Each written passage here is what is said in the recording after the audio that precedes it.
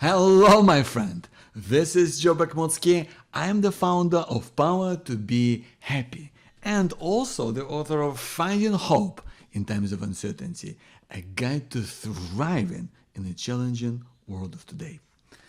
And right now, my friend, is a pivotal moment. A pivotal moment in your life, whether we acknowledge it or not, but right now, you're at the crossroads where you must decide how to move forward. This is how we live our life, especially in this time of uncertainty. And there are things that deep inside, you gotta be able to do. Whether that's, making a change in your career, whether it's having a difficult conversation with a person that you love, whether that's, finding the courage to do what's right for you. Whatever it is, the time, my friend, is now. And waiting for courage, as we've all done, we know that's not gonna work. And courage isn't something that we're born with or we kind of come by in some way. But courage is what we determine. It's what we end up with in some ways when we leave the door open to hope. Hope that things can and inevitably do change. So whatever it is that you need to do in your life right now, and deep inside what that is for you, I want you to think about that. What is it that you've been putting off for some time? What is it that really you need to make happen for you and for people around you so that you feel good about yourself and the world? Because listen, I'll tell you this, and this is one of the kind of hidden benefits of courage that nobody talks about. Well, we always know that courage can help you to take that next step forward. We know that courage can help you to find the confidence to overcome challenges and struggles. But one of the hidden benefits, true benefits of courage, is when you open the floodgates. When you say what needs to be said. When you do what needs to be done. Not from a place of, disparaging someone, but from a place of love. But from a place of leadership, from a place of care, you will make an incredible difference to yourself, but you will also inspire people to be courageous, whether they think about it or not, maybe in an indirect way. But you will open the door to hope within yourself, but also for others. People who themselves might be struggling to find their voice. That's what courage does. But also, it's vital to remember what is on the other side of courage. Like, what happens if we're not courageous? What happens then? Well, on the other side of courage is regret. And that's what we want to get away from. Because when you're in a place in your life, and we've all been there, my friend, I think that's fair to say, when you're in a place in your life, when you look back and there are things that you regret, that's not a good feeling, is it? It's awful. It just makes you feel awful about yourself. It pulls you back. It makes it really difficult to do anything. And that is why courage is the opposite of regret. Because when you're being courageous, you putting aside those opportunities to say to yourself, I should have done this. I should have done that. Because you're doing it. Not because it's easy, but because it's the last resort. That's what courage truly is. It's the last resort. It's the last option. Right? We don't want to get there. Nobody wants to be courageous. Nobody wants that. It's something that we are fated to do. It becomes something that is true. Courage is inevitable. We can't escape from that. And it doesn't have to manifest in some epic way, right? Where you're going to have to go and change people's lives in some, some grand gestures, It can be quiet. It can be personal. It can be something that really speaks to you in your own moment. Just a few days ago, I guess I've had so much kind of worry and stress just built up inside of me over just last couple of months with, the pandemic and all the stress and worry that comes with that, and there's been so much change that just keeps on happening, and you're trying to work out what's right and what isn't. And we're all kind of at home, kind of in each other's faces, and it was just things that were making me angry and frustrated with my wife, for example. It was just really getting to me.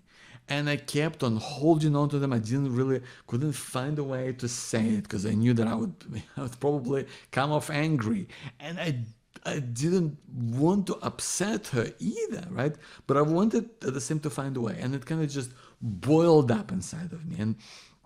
And I knew that it probably was the wrong time to talk about it because we were coming up to our wedding anniversary. And I was like, I don't want to try to sort through things on the eve of that, because it would might put us in a horrible mood. But I knew I had to get stuff off my chest. We had to just really try to find a way forward, and that works for all of us in the best possible way. And I found a way to just start a conversation. And at the start it wasn't pretty, but we ended up in a place where I said, that I'm coming from a place of love, and I'm gonna say things that you might not like, and you can say things that I might not like either, but I want us to be here for each other. And we really connected, even though, we said things that probably were uncomfortable or, unpleasant. But we've done it and found a way forward. And it was one of the honestly rare moments of courage for me. Because it's so hard. You don't wanna upset the other person. You don't wanna face the consequences, right? That's very real. And nobody knows about it. I know it wasn't some epic thing, but it's epic for me. It's epic for my life. It's epic for our relationship. It's epic for our family. It's epic for how I feel about myself and the world and being creative and doing what I'm doing. I had to do it. It wasn't easy. It wasn't pretty, but I'm proud that I've done it. Because it was inevitable. We had to sort it out. And sort it out in a way that wasn't destructive and wasn't going to hurt someone. But that's what courage is all about. It's finding that way to do it in a way that serves you. And I want to share with you the 3 key ingredients of courage that I think might be helpful to thinking about courage in this way. So courage, I think, is about really 3 things. And it starts with vision. Courage begins with the vision, your vision for the future. How do you want the future to look like? It has to be inspiring for you in some way. I guess in that moment with my wife, I wanted to. The vision for the future was that we're open and honest with each other, and we have a tremendous amount of respect. And I wanted for that to continue, upwards and onwards. That was my vision in that moment. So what is that vision for you? when you know you want to be courageous, when you know you want to move forward, what is your vision for the future? How do you want it to look like? You know? Because it should inspire you to do it, you know? That's the best part about it. Next up is values. You know, values are not abstract things that we would like to have or aspire to, perhaps in some way. I believe we live through our values. It's a very practical thing we can apply. And what I mean by that is, what do you believe in and what is it going to achieve? You know, if you are courageous, I want you to ask yourself, when you want to be courageous, you know, what does it mean to you? How is it going to make you feel?